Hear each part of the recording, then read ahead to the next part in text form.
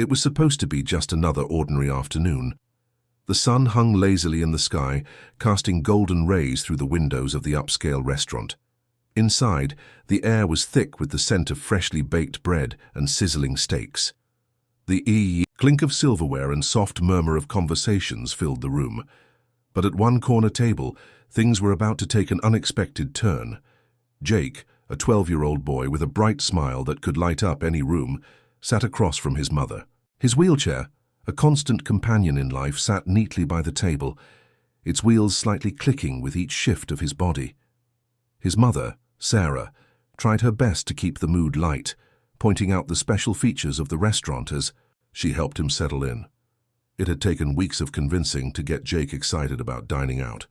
He didn't get to do it often, and when he did, it was always meant to be a treat, a small slice of normalcy in a world that often felt different for him. "I bet they have the best cheesecake here," Sarah said with a grin, trying to distract Jake from his nerves. Jake laughed softly, his fingers fiddling with the napkin on his lap. "Do you think it's really the best, or are they just saying that?" Sarah chuckled. "Well, we won't know until we try it, will we?" It was a moment of light-heartedness. Nothing could prepare them for what would happen next. The waiter arrived. At their table, a tall, slender man with a stiff expression and an air of impatience. His uniform was impeccably neat, but there was something cold about the way he moved. He barely glanced at Jake, his eyes quickly flicking over to Sarah as he set down the menu. "Are you ready to order?" he asked, his tone clipped, as if already annoyed. Sarah nodded. "Yes, please, I'll have the salmon and Jake here." She paused, looking down at her son. "He'll have the mac and cheese, please." The waiter didn't respond immediately. His gaze lingered on Jake, then on the wheelchair and finally back at Sarah.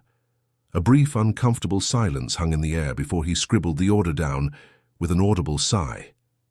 "Is that all?" the waiter asked, voice dripping with disdain. Jake looked up at him, a little confused. He had been practicing his manners, trying to remember the right words. "I'd like some water, please," he managed, his voice quiet but clear. The waiter shot a quick glance at him, then turned back to Sarah. "Water," he repeated, as if Jake's request was an inconvenience. He then gave a sharp nod and walked away. Without another word, his shoes clicking against the floor, Jake, a little taken aback by the interaction, turned to his mother. "Did I say something wrong?" he asked, his voice small and vulnerable. "No, sweetie," Sarah replied, trying to keep her tone calm. "You did just fine." But inside, Sarah felt a knot form in her stomach. There was something off about the waiter's behavior. She brushed it off for a moment, attributing it to stress or a bad day. She didn't want Jake to pick up on any negativity. But deep down, she could sense the tension starting to build. "Don't let it bother you," Sarah said, offering a reassuring smile. "We're here to have a good time." But despite her words, the discomfort lingered in the air, and Jake's smile faltered just a little. He felt it too, the kind of look that made you feel invisible. The kind of treatment that left you questioning whether you truly belonged. The restaurant was bustling, but for Sarah and Jake, it seemed like the world had narrowed down to just the two of them at the table, surrounded by a sea of strangers and the unspoken weight of judgment. Neither of them knew it yet, but their lives were about to collide with someone who would change everything. The silence at the table hung thick in the air. Jake's fingers drummed anxiously on the armrest of his wheelchair as he looked around. At the bustling restaurant, the noise seemed distant, muffled by the discomfort that settled between him and his mother. Sarah's smile had faded, replaced by a look of quiet concern. She couldn't shake the feeling that something wasn't right. A few minutes passed and the waiter returned, his footsteps sharp and deliberate. He set a glass of water down in front of Jake with a little too much force, causing some of the water to slosh over the edge. "Here you go," the waiter said flatly, his eyes not meeting Jake's. Jake stared at the water for a moment, his small fingers gripping the edge of the glass. His heart began to race, but he didn't know why. It wasn't just the cold water, or the rude way it had been placed in front of him. It was the way the waiter avoided looking at him, the way he spoke to his mother, but not to him. It was the feeling of being invisible. "Thank you," Jake said, softly, his voice small but polite. But the waiter didn't acknowledge him, just turned on his heel and walked away, his face set in a stiff frown. Jake looked up at his mother, his brow furrowing. "Did I say something wrong again, Mom?" Sarah sighed softly, her chest tightening with frustration. She wasn't sure what to say. "No, sweetheart. You did just fine." But Jake could feel the tension, even if his mother tried to hide it. The waiter's behavior was off, too cold, too dismissive of him. Sarah tried to brush it off. Maybe the waiter was just having a bad day. But when the waiter came back to take their order, she could see his attitude had shifted from indifferent to outright impatient. Well, the waiter was standing there, arms crossed, his eyes flicking between Sarah and Jake. "Are you ready to decide, or should I come back when you've got it together?" Jake, feeling the weight of the unspoken judgment, hesitated. His hand trembled slightly as he reached for his menu. "I think I'm ready," he muttered, barely above a whisper. His heart pounded in his chest, a lump forming in his throat. The waiter's eyes narrowed. "Ready? You sure about that? Or is someone going to need help ordering?" He said it with a tone that made the room seem quieter, as if everyone in the restaurant could hear his mockery. Jake's face turned red. He felt the sting of humiliation creeping up his neck. He wanted to say something back, but the words wouldn't come. Instead, he looked down, hoping the ground would swallow him up. He just wanted to disappear. Sarah's face flushed with anger, but before she could speak, the waiter made a dismissive sound, tossing his pen onto the table. "Well, go ahead. Speak up." Jake didn't answer, and Sarah took a sharp breath, feeling an unfamiliar surge of rage. "That's enough," she said, her voice trembling with emotion. "You will treat my son with respect. He's trying his best, and that's more than you can say." The waiter sneered, rolling his eyes as if he'd heard it all before. "Oh, I'm so sorry," he said with exaggerated sarcasm. "I didn't realize I was dealing with someone who needs special treatment." Jake's heart sank. Special treatment. That's what people always thought of when they looked at him, wasn't it? A charity case. Someone who needed help. Someone who was less than everyone else. Sarah, shaking with fury, stood up from her seat. "You're crossing a line here. This is not how we treat people." Her voice cracked, but she held her ground. Just then, the soft murmur of the room seemed to fade as all eyes shifted to their table. The energy in the restaurant shifted, everyone noticing the scene unfolding. Sarah's voice rose slightly. "I expect better from this establishment, and I will make sure they know about this." Jake, feeling the eyes of the room on him, wished he could crawl into a hole and disappear. He couldn't take the way they were looking at him, the way the waiter was treating him. It felt like he was the problem. But then, just as things seemed like they were about to escalate further, a voice cut through the tension, calm and steady. "Excuse me," everyone turned. It was a deep, familiar voice that seemed to command attention without raising its volume. Standing at the edge of the table was none other than Keanu Reeves. The moment Keanu Reeves spoke, the entire restaurant seemed to pause, as if collectively holding its breath. The waiter, clearly startled, froze mid-turn. The energy in the room shifted almost instantly. People who had been whispering among themselves now leaned in slightly, watching, wondering what would happen next. Keanu was standing just a few feet away from Jake's table, his eyes calm but firm. His gaze shifted, briefly to the waiter, then to Sarah, who was still standing, her face flushed with anger. Sarah's posture seemed to relax for a moment, as if the unexpected appearance of this familiar face gave her a sense of relief. But Jake was the one who couldn't quite process what was happening. He'd seen Keanu in movies, of course, but the idea that someone like him would step into this moment felt surreal. Keanu took a small step closer, his voice low but unmistakably clear. "I couldn't help but overhear. I think you owe this young man an apology." The waiter blinked, caught off guard by the sudden intervention. His shoulders stiffened, and for a moment he hesitated. It was as though he couldn't quite understand why someone like Keanu Reeves, the famous actor, would care about something so small, something that didn't concern him. "I beg your pardon," the waiter said, his voice defensive. "This is none of your business." Keanu didn't flinch. He stood there, steady and unwavering. His gaze remained on the waiter, but his voice softened, as if he were speaking to someone who simply needed a reminder. "I think it is. Treating people with respect should always be everyone's business. The waiter glanced nervously around the room, suddenly aware of the growing attention. The other patrons in the restaurant had stopped their meals and were now watching the scene unfold with rapt attention. It was clear that no one was on the waiter's side. Jake felt a strange mix of emotions: confusion, disbelief, and something else, something that felt a lot like hope. It was a hope he hadn't felt in a long time, as if this moment could somehow undo the embarrassment he had just suffered. "Listen," the waiter stammered, still not backing down but visibly uneasy. I didn't." His words faltered as Keanu took a small step forward, his presence now filling the space. "That's the thing," Keanu interrupted gently, his voice carrying the kind of quiet strength that made the tension in the room evaporate just a little. "It's not about meaning to. It's about how you make others feel." Sarah, standing beside Jake, took a deep breath.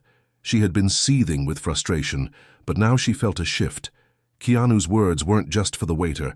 They were for everyone in that room, reminding them that kindness mattered, that basic decency shouldn't be up for debate. The waiter looked at Keanu, his face flushed with embarrassment. He clearly realized the mistake he had made, but his pride wasn't letting him apologize immediately. Instead, he turned his gaze back to Sarah and Jake, still holding on to a shred of arrogance. I'll have your order sent out right away," the waiter muttered, clearly wanting to escape the situation. He turned on his heel and walked away without another word, his footsteps quick and heavy. Sarah looked at Keanu, a mixture of gratitude and disbelief on her face. She opened her mouth to say something, but Keanu raised his hand in a calming gesture. "No need to thank me," he said softly, a warm smile on his face. "I just couldn't stand to see that happen. No one should ever be treated like that." Jake, still processing what had just happened, looked up at Keanu. His voice was small but steady. "You really helped us." Keanu crouched down to Jake's level, his eyes kind and sincere. "It's the least I could do. Everyone deserves respect, and I'm glad I could help make things right for you." Sarah felt tears welling up in her eyes, though she tried to hold them back. "Thank you. You don't know what this means to us." Keanu stood up straight again, still with that same quiet warmth. "You're welcome. But I hope this doesn't just stop here. It's a reminder to all of us to treat people with dignity. Whether it's in a restaurant or anywhere else, we all need to do better."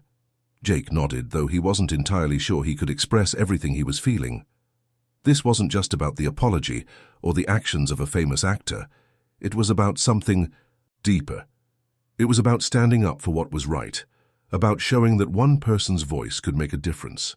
He didn't know if the world had suddenly changed for him, but in that moment, it felt like the first step towards something new.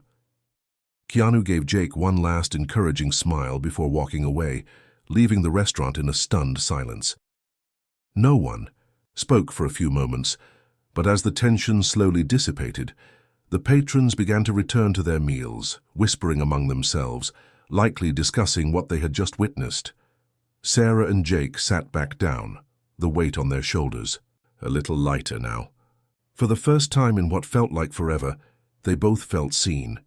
The minutes that followed Keanu's intervention were a blur.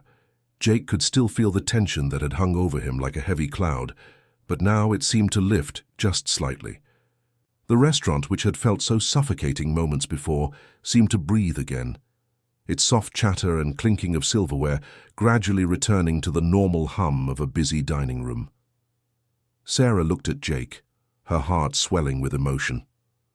"Are you okay?" she asked, her voice gentle as she reached across the table to place a hand on his.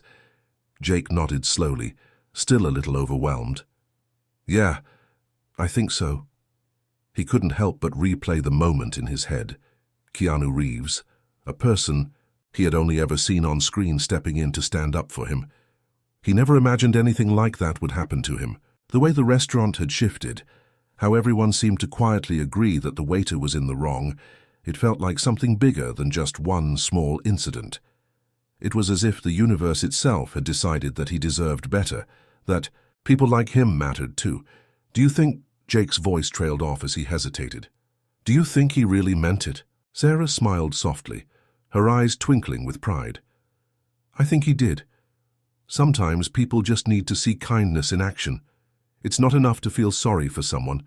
You have to stand up, do something about it. Jake felt a little spark of hope within him.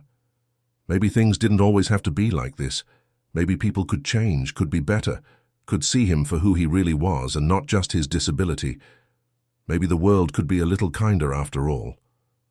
As they waited for their meals, Jake couldn't help but notice that the room felt different now. The same people who had been casually watching earlier were now looking at him with softer, warmer eyes. A family seated near the corner of the room smiled at him, nodding their heads in recognition. It wasn't just because of Keanu's intervention. It was as if they had all silently decided, after witnessing that moment, that things needed to be different. Jake's stomach fluttered. For the first time in a long time, he didn't feel like an outsider. As their food arrived, Sarah took a moment to glance at the waiter who had treated them poorly. He stood at a distance, his face flushed, clearly avoiding eye contact. His shoulders were tense, and for a brief second it seemed like he wanted to apologize. But the apology never came, and it was clear that Keanu's words had left an impression on him, whether he admitted it or not. But Jake didn't care about the waiter anymore. He was too focused on the realization that not everyone in the world was like that man. There were still good people out there. Keanu had reminded him of that. "You know," Sarah said as she cut into her salmon, "today's been crazy, huh?" Jake smiled, finally feeling some of the tension ease from his body. "Yeah, but maybe it's not all bad. Maybe people can be better if we show them how," she nodded, her eyes softening with affection. "Exactly, and you're stronger than you think." The conversation shifted after that, moving to lighter topics. Sarah asked Jake about school, about his friends, about things that didn't feel like they were tied to the weight of today's events. But as they ate, a quiet thought lingered in Jake's mind. He wanted to be like Keanu. He wanted to be the kind of person who stood up for others, who didn't just sit back when someone was wronged. He had witnessed firsthand what a single voice could do in the face of injustice, and it had made him believe that maybe, just maybe, he could be that voice too. The rest of the meal passed without incident.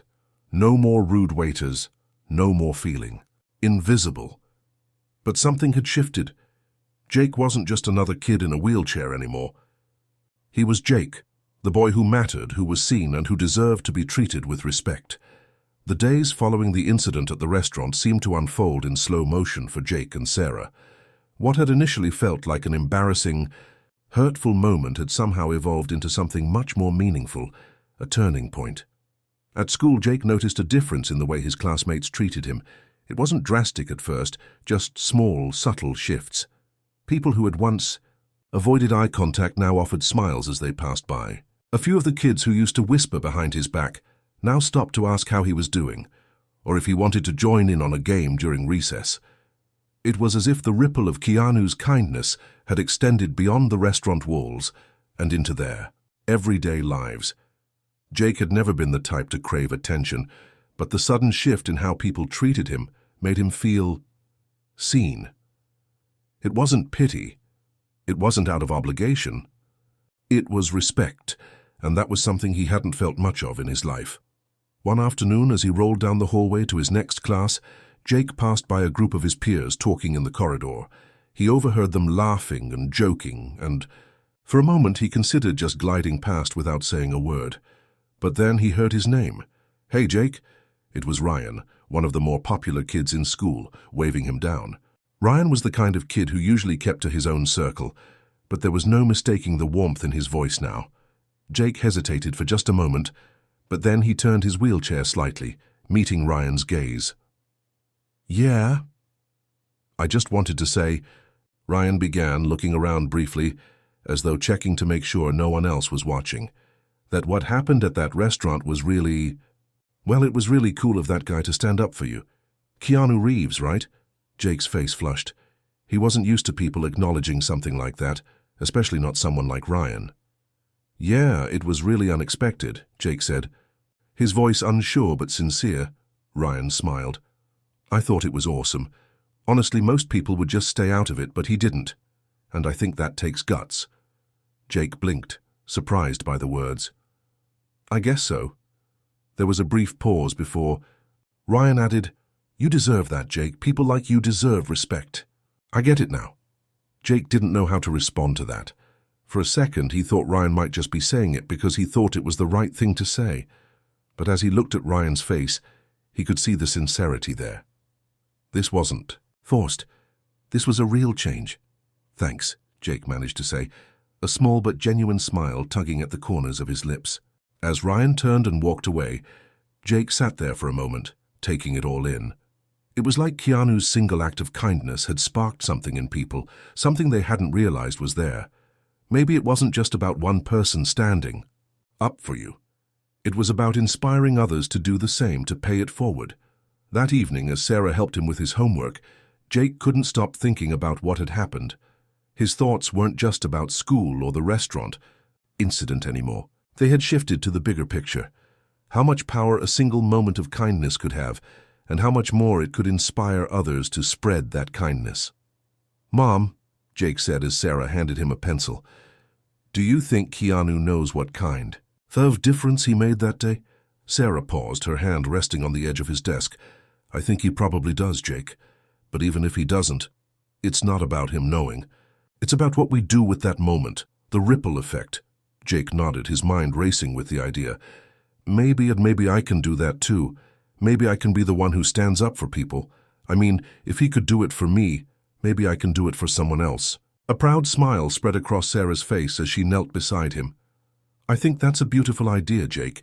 You've always had it in you. Now you just get to show the world."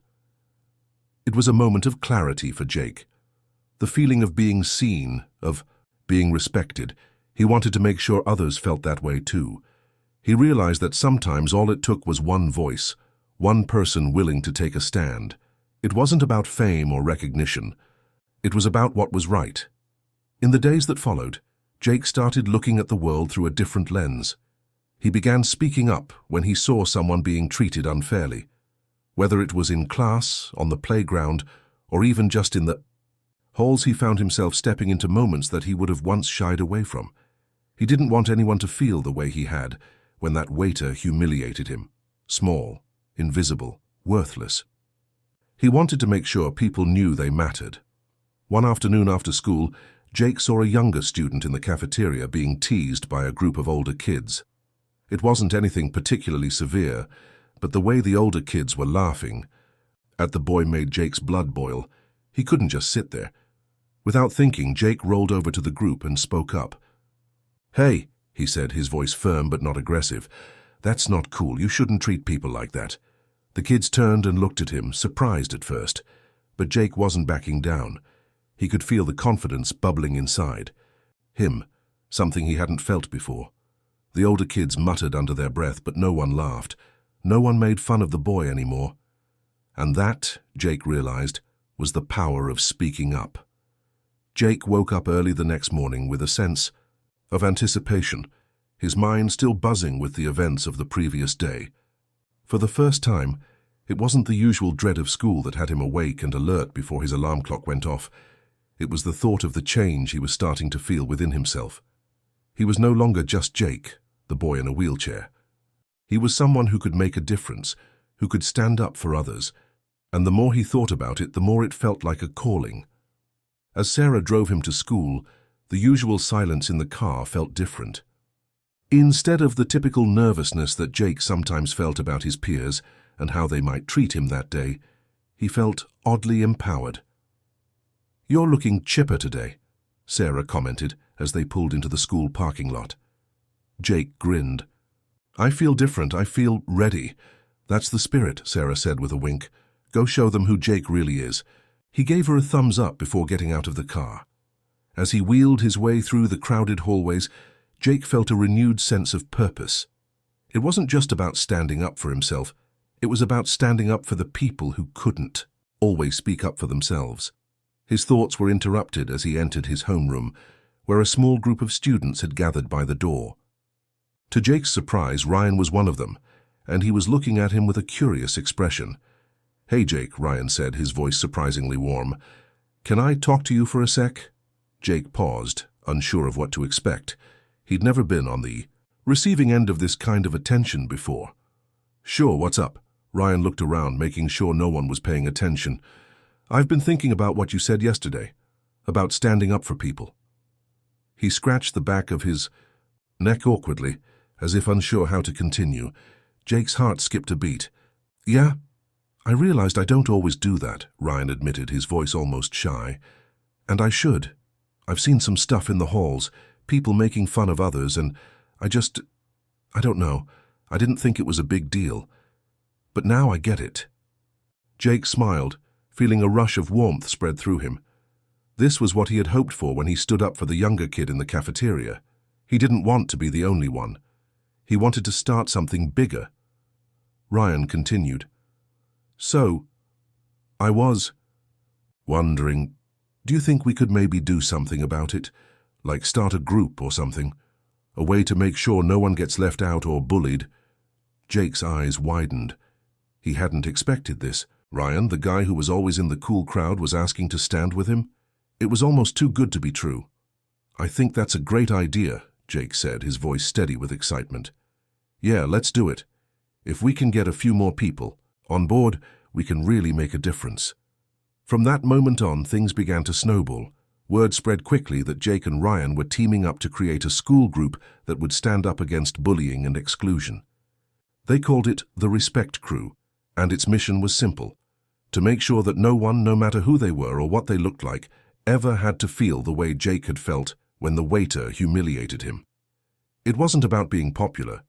It was about making a commitment to kindness and support.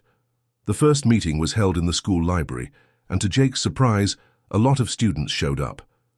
It wasn't just the typical outcasts or the quieter kids who were interested. It was kids from all walks of life, from different social circles, even some of the athletes.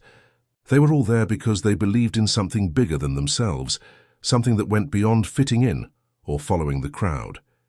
Jake stood at the front of the room, a little nervous but mostly determined.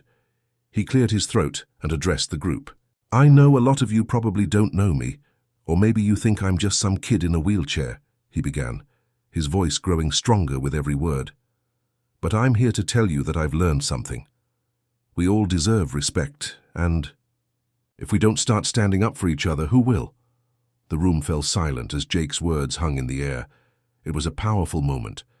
For the first time, he felt like his voice mattered, and from the looks on the faces around him, he could tell that his words were resonating. Sarah had been right. It wasn't about Keanu Reeves or the famous actor's intervention. It was about what Jake was doing now, and how he was turning that moment into something much bigger. He had found his strength, his purpose, and in doing so, he was helping others find theirs too. The Respect Crew quickly became a force to be reckoned with at school. They organized activities, promoted inclusivity, and made sure that no one was ever left alone or treated badly. They didn't just stop with their school. They started organizing events to help raise awareness in the local community about kindness, respect, and the power of standing up for others. One afternoon, after a particularly successful event at the school gym, Jake was sitting on the bleachers, exhausted but happy. Ryan sat next to him, looking just as worn out, but with a big grin on his face. "We did it, man," Ryan said, his voice full of pride.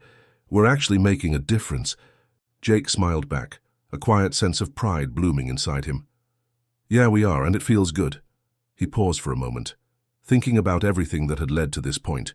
Keanu's unexpected intervention, the way people around him had started to change, and the ripple effect that had grown from that one small act of kindness. Jake realized that it wasn't just about him anymore. It was about everyone coming together to make the world a little better, one step at a time. The Respect Crew was growing faster than Jake had ever imagined. What had started as a simple idea to make his school a better place was becoming something much larger. Every week more students joined the group, and the events they hosted, ranging from community outreach to anti-bullying workshops, were making a visible impact. Jake felt a sense of fulfillment he'd never known before. He wasn't just surviving anymore. He was living with purpose, making a real difference in the lives of those around him. It was incredible, but just as things were starting to feel perfect, An unexpected challenge came his way. It was a typical Thursday afternoon when it happened. Jake was in the middle of organizing an event for the Respect crew when he received an email that made his heart skip a beat. It was from the principal. "Dear Jake, we regret to inform you that we have received multiple complaints about the activities of the Respect crew. Some parents and students have voiced concerns about the group's approach, believing that it is drawing unnecessary attention to issues that should be kept private. Due to these complaints, we will be suspending your group's activities until further notice. Please meet with me tomorrow to discuss the next steps. Sincerely, Principal Davis." Jake stared at the screen, his fingers trembling as he read the message again. The words felt like a punch to the gut. How could they suspend the one thing that was making such a positive impact? "What's wrong?" Sarah's voice cut through his thoughts as she walked into the room. Jake didn't know how to explain it at first. His heart was racing. He showed her the email and Sarah's eyes narrowed as she read it. "This doesn't make any sense," she said quietly. "You've been doing everything right. This group has been helping people, making a real difference. I don't know," Jake replied, his voice shaky. "But apparently some people think we're drawing too much attention to bullying and other issues. They want us to stop." Sarah sat beside him, her expression serious but calm. "Well, we're not going to stop, are we?" Jake shook his head, determination flooding him. "No, we can't just give up now. We've come this far, and it's helping. Too many people." Sarah put a hand on his shoulder. "Exactly. This isn't just about you, Jake. It's about everyone who's felt left out or bullied. It's about making a change. We can't back down because of a few complaints." Jake's mind was spinning. How could they possibly make the principal understand? How could he fight back against something like this when it felt like the whole system was against him? He was used to facing challenges, but this felt different. This wasn't just about standing up for himself. It was about standing up for everything the Respect crew represented. The next morning, Jake met with Principal Davis in his office. Sarah came with him, standing beside him like a solid wall of support.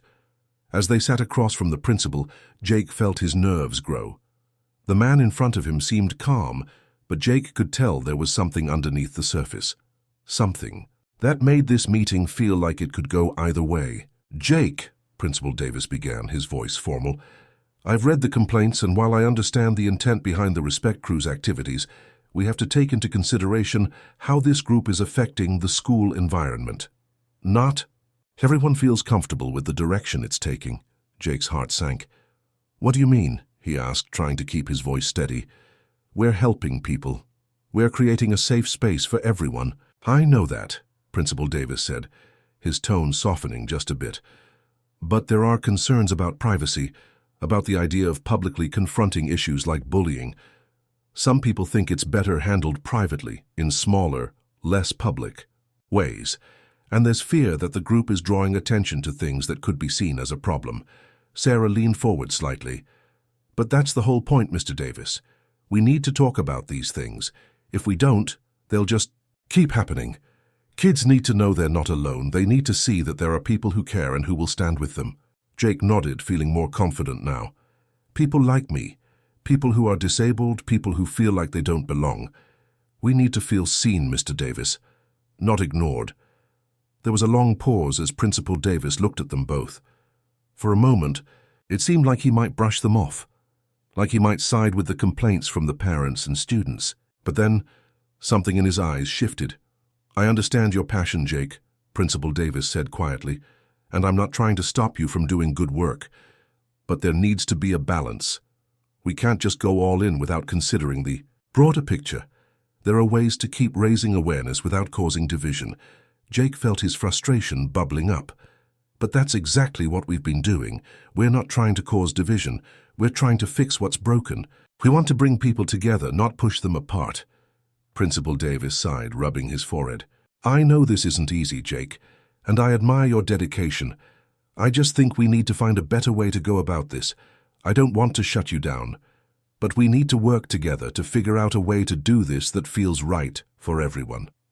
Jake's mind was racing. He knew this wasn't going to be easy, but he wasn't about to back down. He couldn't. "Then let's work together," Jake said, his voice firm. "Let's figure out a way to make this work. To keep the respect crew going, but in a way that helps everyone. I'm not going to stop fighting for what's right." Principal Davis met his gaze, a small nod of acknowledgement. "All right, Jake. Let's see what we can do." The days following Jake's meeting with Principal Davis were filled with uncertainty.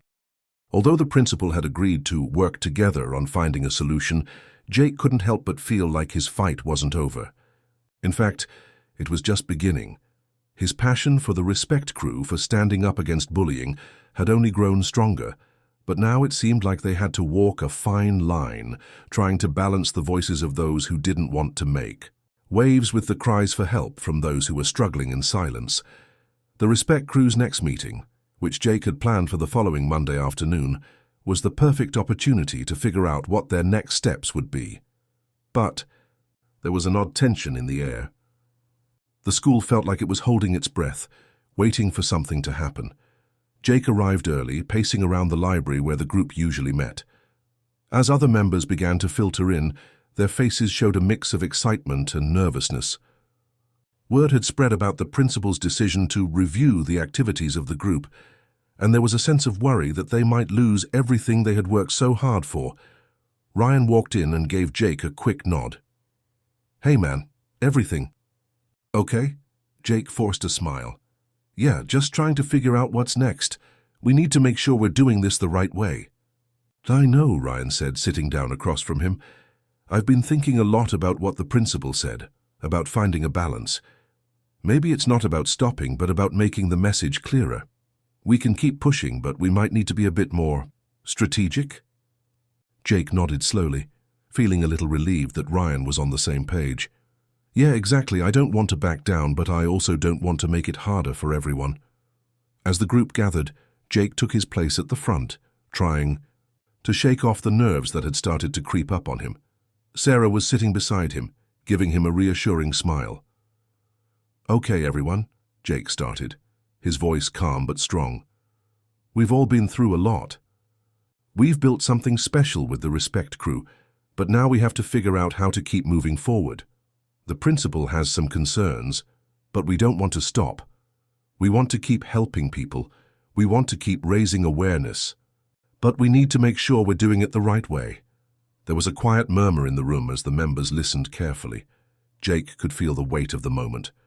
This wasn't just about one person or one group. It was about the whole school, the community. They couldn't afford to lose momentum now.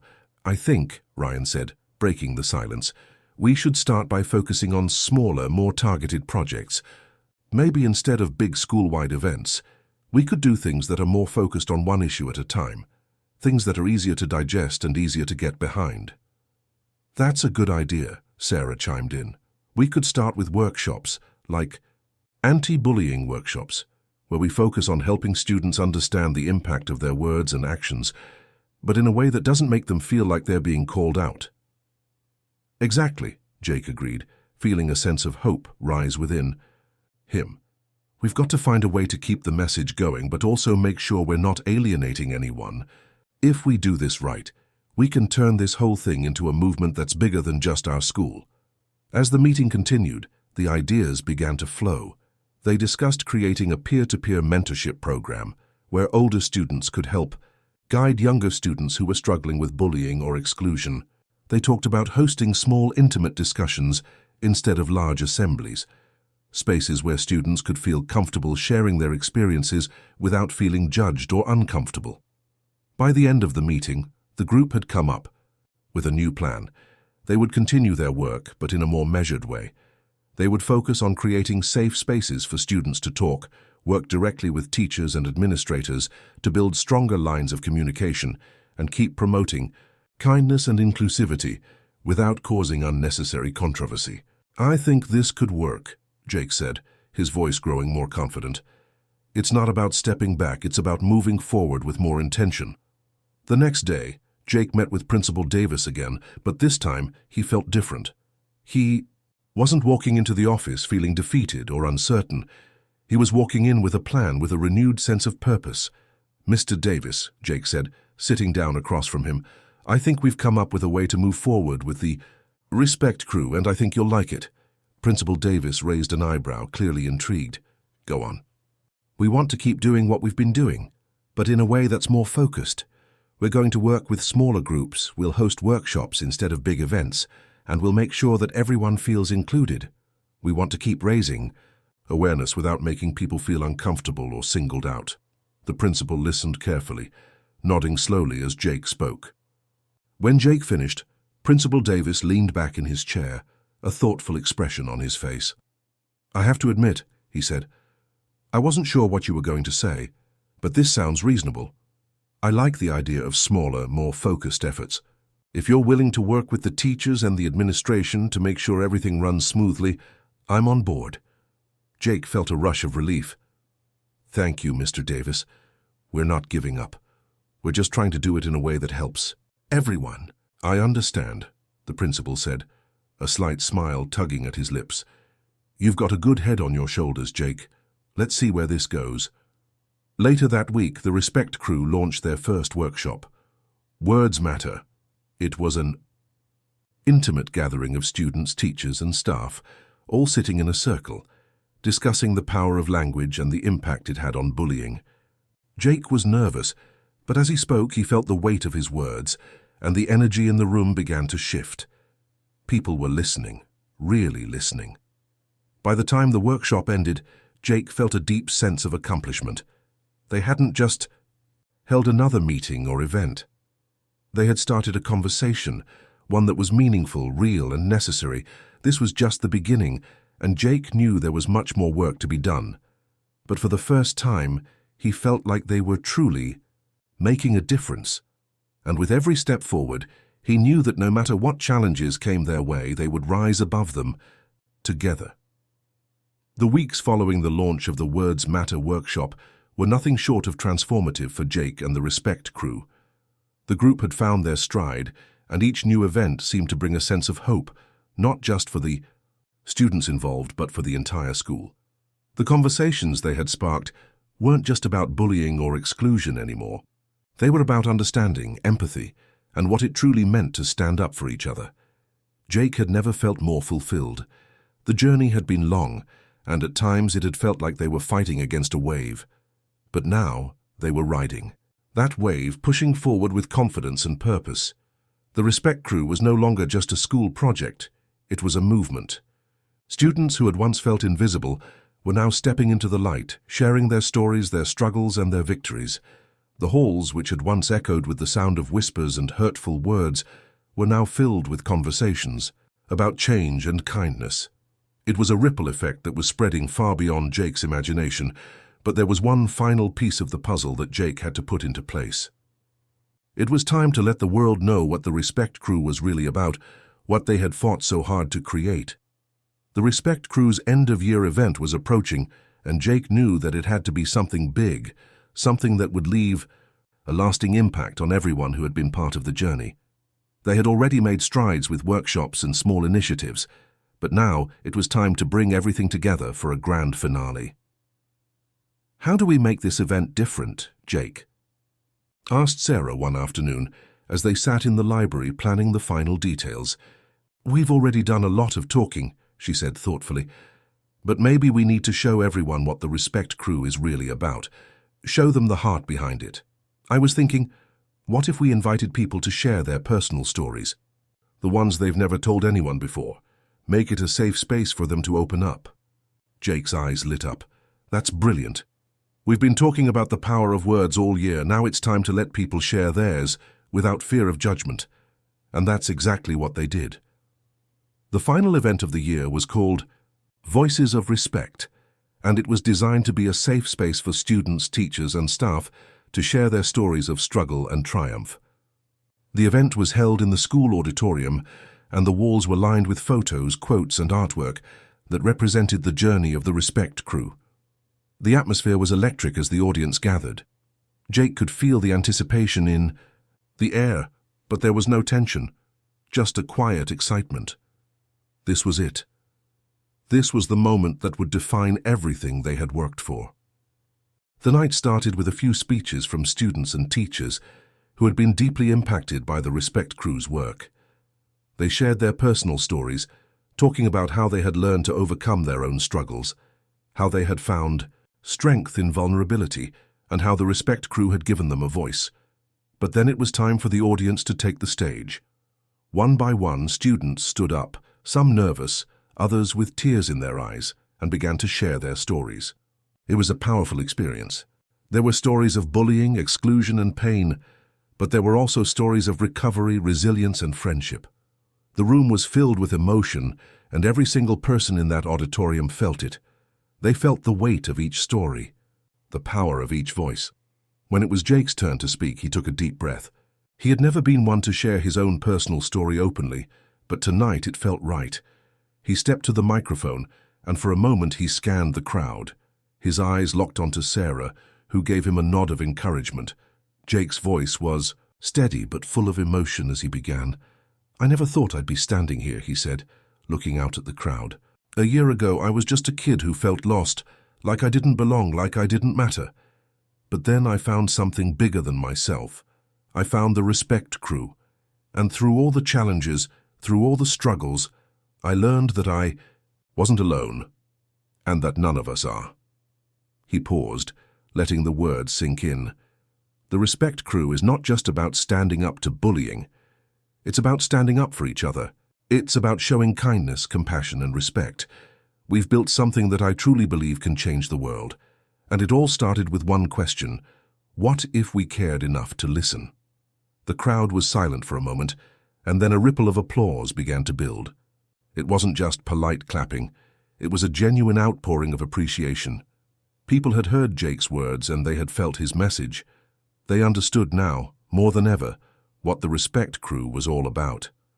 As the event came to a close, Jake stood in the back of the auditorium, watching the students and staff mingling, talking, and sharing their own experiences.